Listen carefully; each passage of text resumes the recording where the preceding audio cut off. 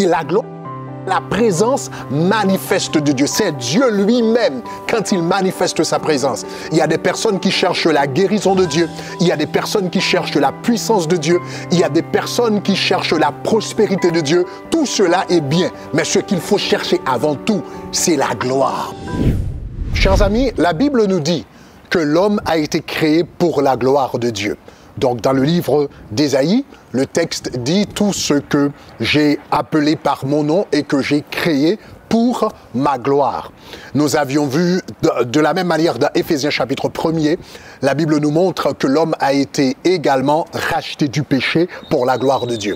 Donc, nous aimerions répondre à cette question, c'est quoi la gloire de Dieu? Pour comprendre le concept de la gloire de Dieu, je voudrais vous parler de trois différents aspects de la présence de Dieu. Il y a premièrement ce qu'on appelle la présence universelle de Dieu. Il y a deuxièmement ce qu'on appelle la présence incarnée de Dieu. Et il y a troisièmement ce qu'on appelle la présence manifeste de Dieu. Seule la présence manifeste de Dieu est appelée la gloire.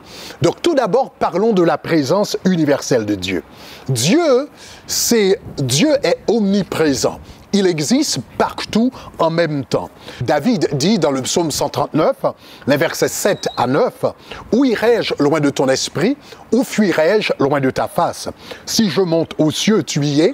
Si je descends dans le séjour des morts, t'y voilà. » Le mot « séjour des morts » utilisé ici, c'est « Sheol ». C'est la traduction du mot « enfer ». Donc, en d'autres termes, si je monte aux cieux, tu y es.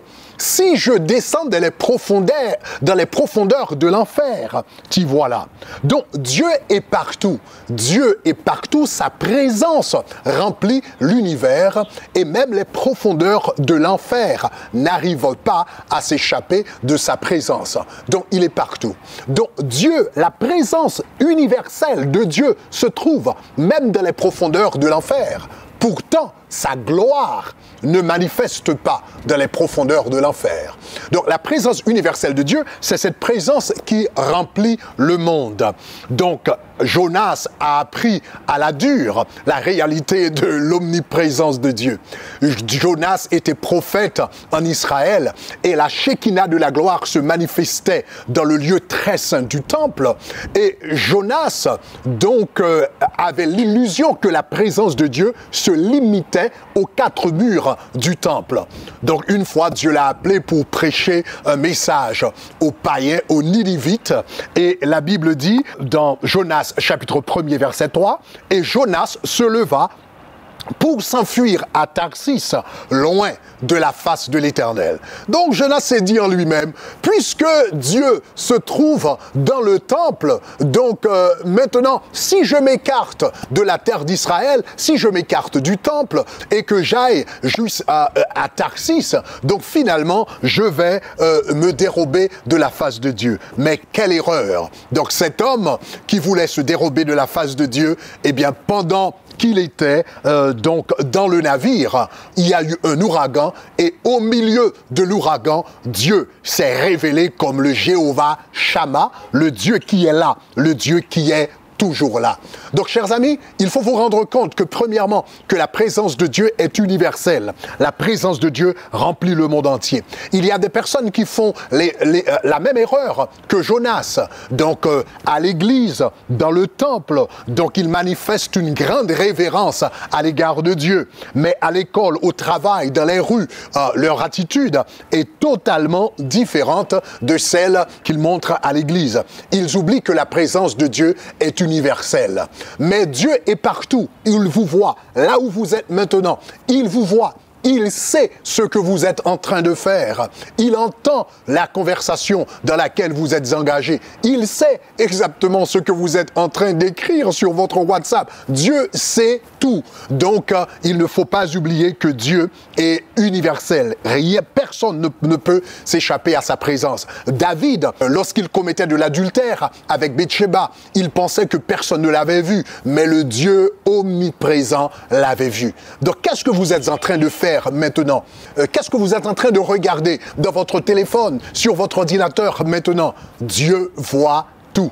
Donc, si vous êtes en train de faire quelque chose que vous ne devriez pas faire, il faut arrêter maintenant et demander pardon à Dieu et demander au Seigneur de te donner un cœur nouveau afin que jamais plus vous ne retombiez dans cette situation parce que Dieu sait tout, il voit tout. Donc, la première manifestation de la présence de Dieu, c'est la présence universelle. Deuxièmement, il y a la présence incarnée de Dieu. La présence universelle, c'est la présence de Dieu qui remplit le monde. La présence incarnée de Dieu, c'est la présence de Dieu dans la vie du croyant. La présence de Dieu s'est incarnée pour la première fois en Jésus-Christ. La Bible nous dit dans Jean chapitre 1er, au commencement était la parole était avec Dieu et la parole était Dieu.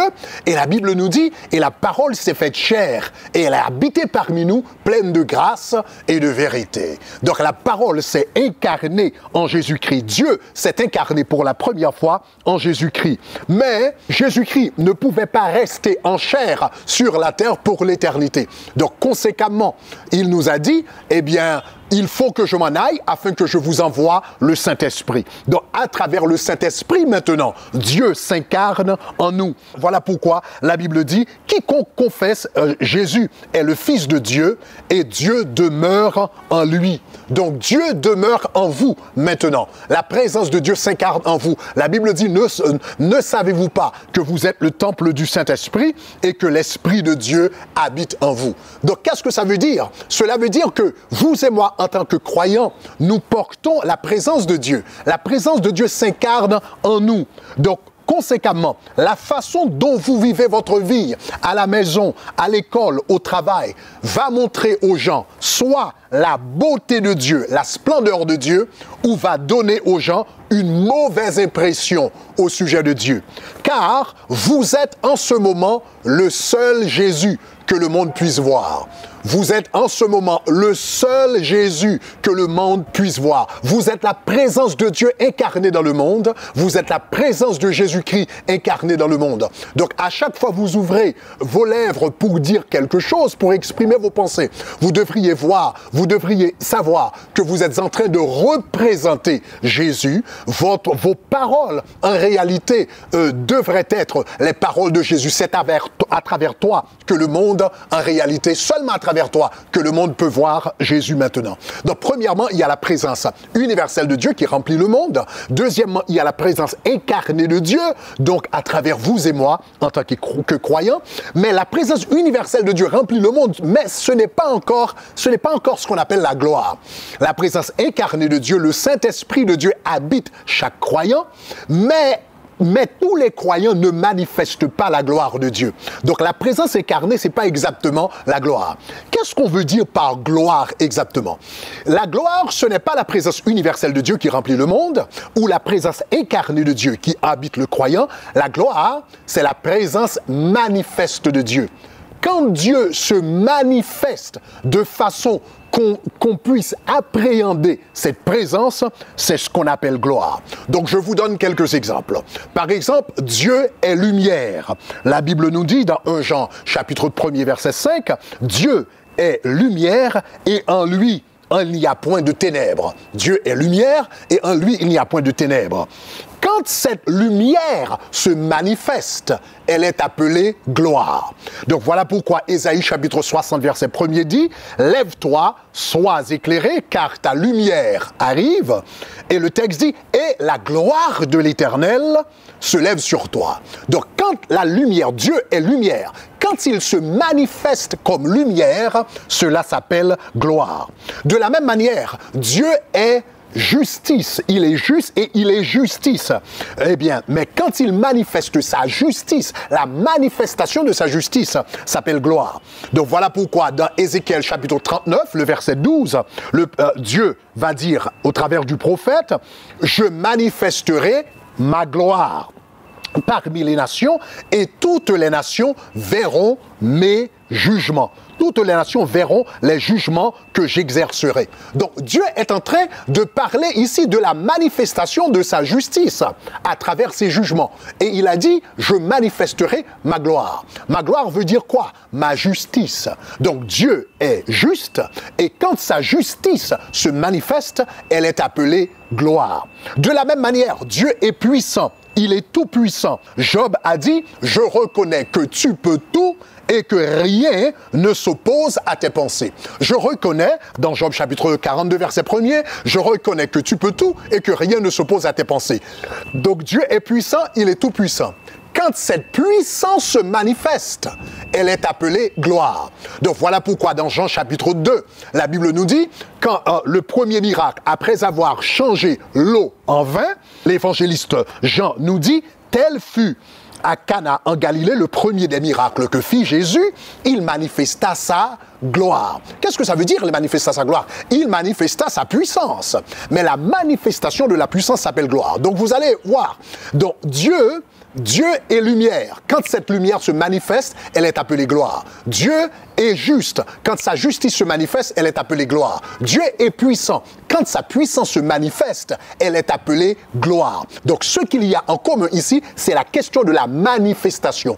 Quand Dieu manifeste son être, son essence, sa présence, ce qu'il est, cela s'appelle gloire. Donc vivre pour la gloire de Dieu, ou bien vivre pour la gloire de Dieu et dans la gloire de Dieu, signifie vivre dans la présence manifeste de Dieu. Maintenant, Dieu habite tous les croyants, mais il ne se manifeste pas à travers tous les croyants. Quand Dieu se manifeste à travers un croyant par sa sagesse, sa justice, sa puissance, etc., cela s'appelle la gloire de Dieu. Donc, notre objectif dans la vie devrait être vivre en réalité pour la gloire de Dieu. Nous avions fait maintenant cette gloire peut se manifester de différentes manières. Dans la Bible, par exemple, la gloire de Dieu parfois se manifeste comme une nuée. Donc, nous avions vu cela, par exemple, dans le livre d'Exode, dans Exode chapitre 16, le verset 10, la Bible dit « La gloire de l'Éternel parut dans la nuée ». Parfois, Dieu peut se manifester comme une nuée. Et laissez-moi vous dire que au fait, nous avions eu l'expérience au Tabernacle de Gloire, l'église que je dirige, d'expérimenter, de vivre la gloire de Dieu de manière palpable. Je me rappelle quand on a fondé l'église, on a commencé, je parle en janvier 2005, on a commencé l'église à Miami, le Tabernacle de Gloire. Et auparavant, puisque je n'avais aucune expérience dans le ministère pastoral, donc j'ai acheté pas mal de livres pour savoir exactement comment faire grandir une église. Donc j'avais lu pas mal de livres, etc. J'avais étudié pas mal d'approches par rapport à l'implantation d'église et on avait fait beaucoup de choses. Et une fois, Dieu m'a dit, Greg, si tu veux voir l'église grandir, donc tu dois rechercher ma gloire. L'église s'appelle Tabernacle de Gloire. Donc, si tu veux une église vraiment qui soit performante, qui touche des gens, il faut que tu cherches ma gloire.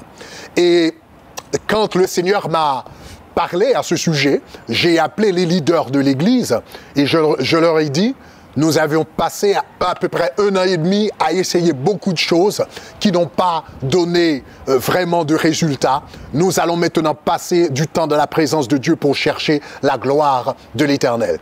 Donc j'ai appelé tous les leaders de l'Église et pendant 6 mois, nous avons fait la même prière. Chaque vendredi soir de 19h jusqu'à minuit. Donc nous sommes là dans la présence de Dieu en tant que leader en faisant seulement une seule prière. Seigneur, nous aimerions voir ta gloire.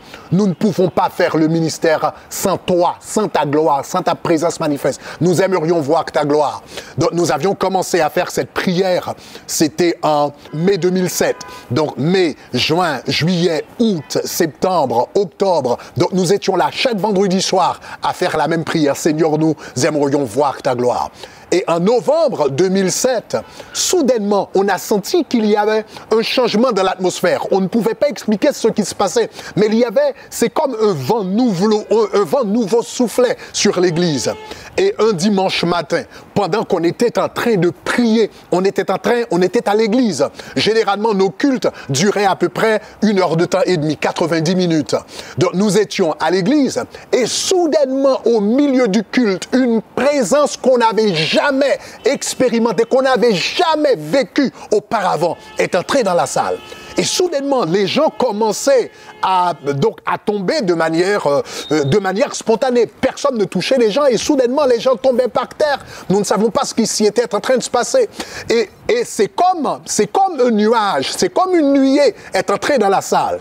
Et des gens commençaient à tomber par terre. Soudainement, les gens qui étaient possédés, donc soudainement, les démons commencent à se manifester et sans que personne ne les touche, donc ils expérimentent la délivrance du Seigneur. Donc les gens commencent à être guéris, à être délivrés, à être libérés. Et nos cultes qui duraient généralement 1 heure de temps et demi, ce jour-là, le culte a duré 8 heures de temps et personne n'est parti. Tout le monde était immobilisé dans la salle parce que la gloire de l'Éternel était venue. Maintenant, cette gloire a transformé le tabernacle de gloire. C'était difficile pour nous en ce moment-là. C'était difficile pour nous de nous réunir avec 200 personnes. Mais le dimanche prochain, il y avait d'autres personnes venaient, etc., etc. Le nombre a doublé le dimanche d'après. Et soudainement, ça a continué à doubler. Aujourd'hui, nous sommes plus de à peu près 20 000, mais tout a changé avec la gloire de Dieu. Quand la gloire de Dieu vient, ça vient avec tout.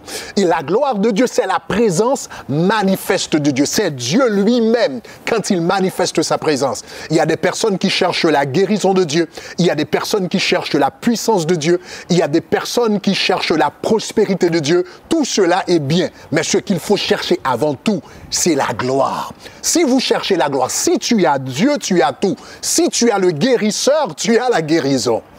Si tu as celui qui prospère, certainement, tu vas prospérer. Donc, si tu as Dieu, tu as tout. Donc, je vous encourage aujourd'hui à chercher la gloire de Dieu, à passer du temps dans la prière et dire, Seigneur, je ne veux pas seulement lire de ta présence, entendre parler de ta présence, lire la Bible comme un livre intellectuel. Je voudrais avoir une relation personnelle avec toi. J'aimerais, Seigneur, que tu te manifestes de manière palpable en moi et à travers moi. Et je vous garantis que la gloire de Dieu fera toute la différence. Prions ensemble. Seigneur, nous te remercions pour ce temps encore que tu nous as accordé dans ta parole. Merci Seigneur parce que tu nous as appelés pour vivre pour ta gloire.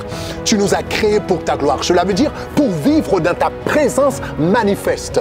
Vivre en intimité avec toi. Vivre dans ta présence. Vivre dans ton amour, Seigneur. Vivre dans une amitié, Seigneur, profonde avec toi. C'est la raison pour laquelle tu nous as créés. Donc aide-nous, Seigneur, à vivre dans cette gloire, pour cette gloire et à manifester cette gloire au nom de Jésus de Nazareth.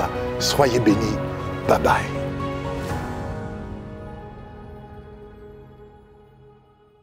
Shalom, j'espère que vous avez aimé cette vidéo. Abonnez-vous pour ne pas rater nos programmes. Merci de faire partie de notre famille TBN. Que Dieu vous bénisse. Shalom de Jérusalem.